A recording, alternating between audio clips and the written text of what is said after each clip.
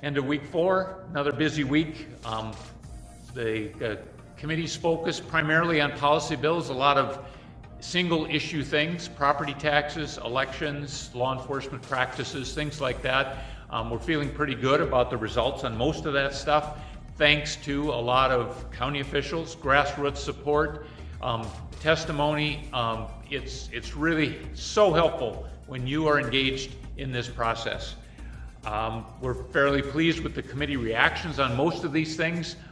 Most have come out, the bad ones with poor recommendations and the good ones with good recommendations. We'll keep you informed, and when we really need your help when it gets to the floor, which brings up one issue that just came out of committee today, will be probably on the floor next week, and that's House Bill 1182. That would start county and city and school board elections on the road to a partisan race.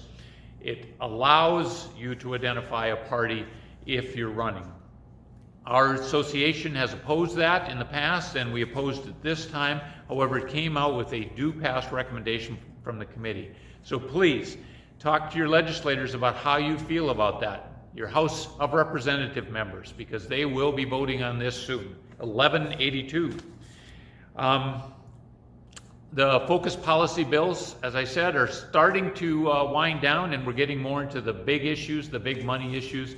We saw the first of the infrastructure finance bills heard this week, and we have a bunch of them next week, Monday and Tuesday, in House Finance and Tax and House Appropriations. So look at the schedule that's online and tune those in, because those are going to be big issues. Obviously, they're not all going to pass. It'll probably come down to 1 or 2 bills, one talking about bonding and one talking about ongoing financing with legacy fund interest. All of them deal with a lot of different types of infrastructure, from counties and cities to schools to universities to water. And it's really going to be important that we get your input on that. And now I'm going to turn it over to Danelle, and she's going to talk some specifics about elections and law enforcement issues. Have a great week and stay connected. Law enforcement came to testify on a couple medical marijuana related bills. One was to allow for edible products to be used for medical marijuana patients. And the other one was Senate Bill 2234, which allowed medical marijuana patients to grow up to 8 plants in their homes. And so Sheriff Chad Kaiser came to testify in opposition to that. That committee gave it a do not pass recommendation, and the bill was defeated in the Senate. The Sheriff's Association also testified in support of increasing the fees related to civil services. Special thanks to the Grand Forks corporal who came down to testify on that bill. And then there were a number of bills that could aid in the recruiting and retention to our law enforcement agencies in the state that were heard. On the election side, we weighed in on numerous election-related bills.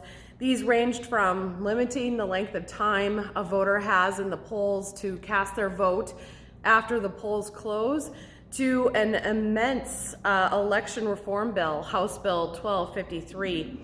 The election reform bill is 80 pages long. It covers 101 sections, and the North Dakota Auditors Association reviewed the bill at great length, offered support on the bill, and then also offered some suggestions to further amend to improve the bill to address some of their concerns that they had going into the session.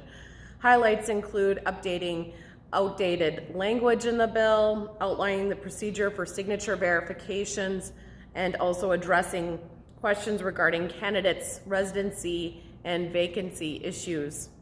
Many of the bills introduced and heard this week really are in reaction to what was seen across the country in the November election, really out of fear for what they saw occur or think occurred in other states, trying to make sure that something like that doesn't occur in North Dakota. And North Dakota County Auditors Association really used the opportunity to sell home the points that North Dakota's election system is strong and has a lot of integrity.